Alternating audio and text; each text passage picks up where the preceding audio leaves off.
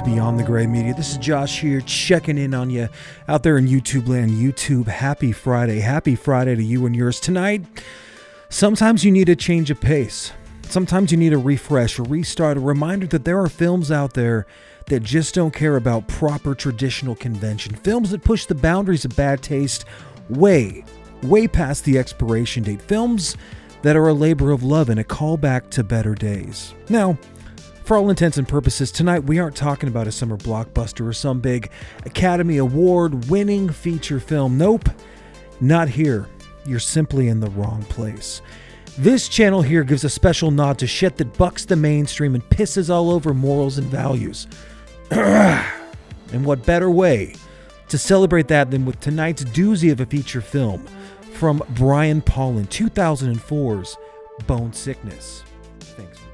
For those of you not in the loop, I'm going to do my best to try to sell you as to why you need this film, and then also give you just a little bit of a backstory on the homages, the influences that are currently on display in this film. 2004's Bone Sickness was originally released on DVD from the mighty, reigning, defending Unearthed Films, and it sat forever as the premier way to watch this shot-on-video chunk of video nastiness. For a lot of folks, the DVD release from Unearthed was a revelation, and it was really the only true way to view the atrocities on display. A film that had a cult following and a reputation for being the goriest movie since Dead Alive. Let me say that again for those of you in the back.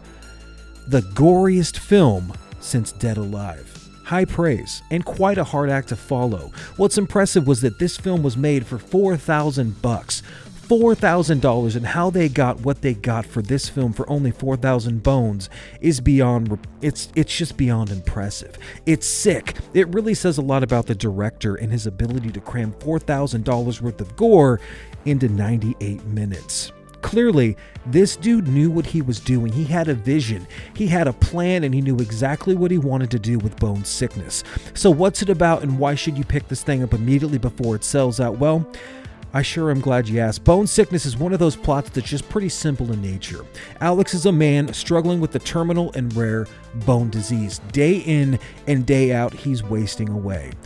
Lucky for him, his best friend Thomas, played wonderfully by the director Brian Pollin himself, moonlights at a funeral home and a morgue and is secretly stealing limbs and torsos and is mashing and grinding them up to serve with raw meat to his best friend in hope for a cure. Fortunately, or unfortunately, depending on how you look at it, it works. It works. It's simple, it's elegant, and it is full of gratuitous violence, full frontal nudity. If there's a character in this film and you're thinking they should take their top off, they're going to.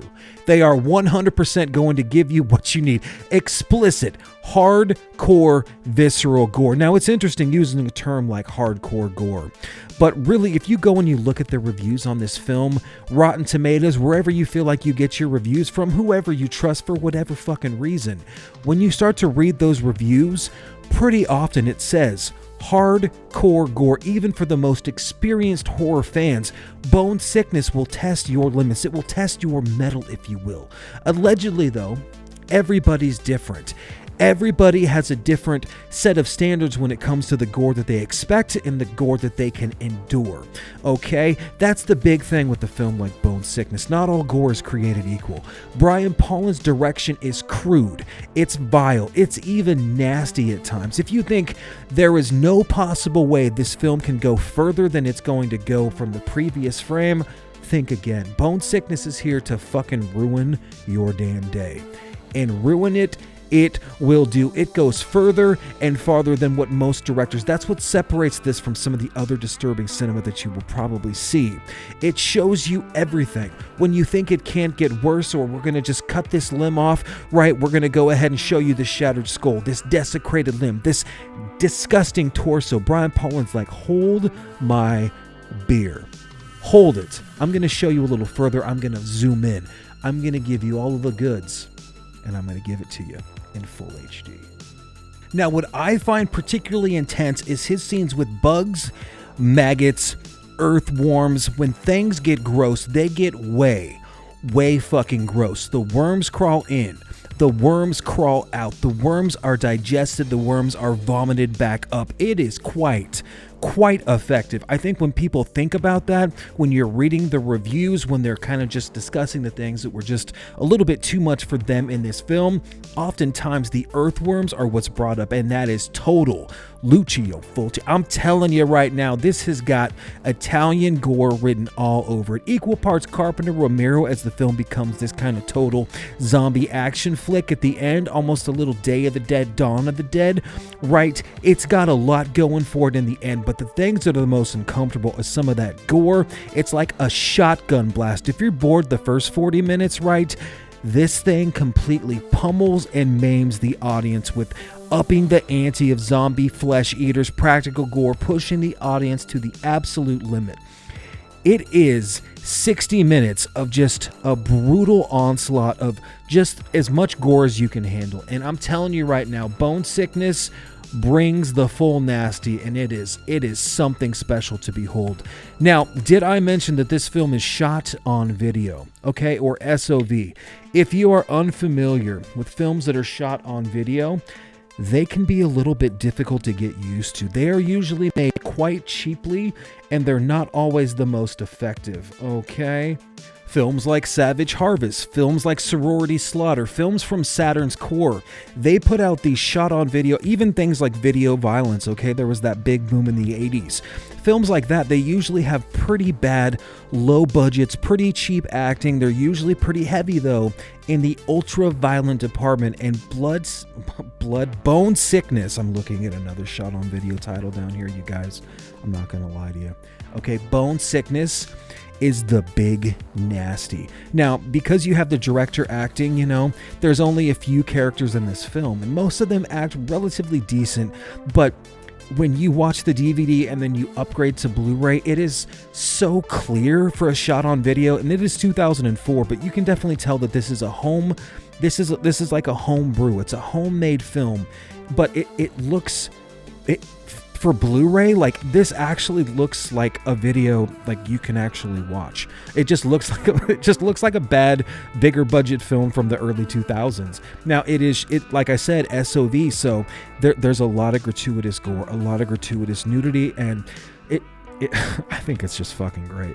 Personally, I think if that's your speed, you know, this is a film that's going to test you. Okay, first of all, if you're just here and you're willing to hang on for that gore ride, you're gonna have the best time.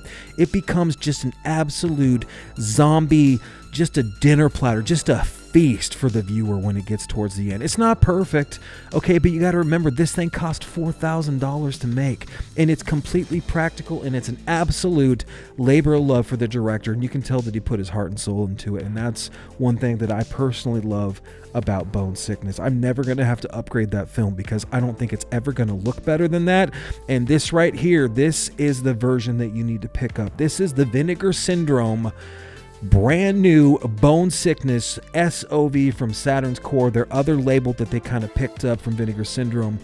And this version right here with this slip, they only made 1,000 of these slips. Look at this fucking thing. Okay, this is made by Eerie Crips. Okay, so here's the back. Awesome, awesome, awesome. I don't think there's anything I can't show you. There's a little bit of nudity there, but it's not too bad. It's got a reversible slip.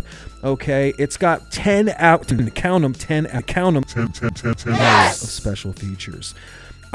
There's a whole other cut, I think, of this film. I watched some of the interviews with Brian Paulin, like there's a commentary, there's Bone Sickness, the demo version, which is the cut with alternate scenes, 98 minutes, the morbid history of Bone Sickness, there's a featurette, morbid locations, behind the scenes, scenes that hurt, how they did the gore and the special effects, having fun on the set, domestic, foreign trailers, morbid visions, film trailers, vault, outtakes, subtitles, reversible slip.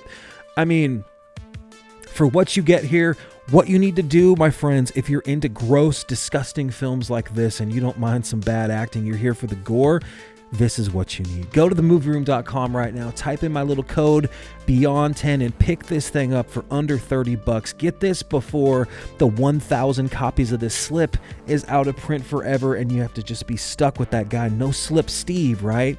You don't want to be that dude. You want to have that slip, all right?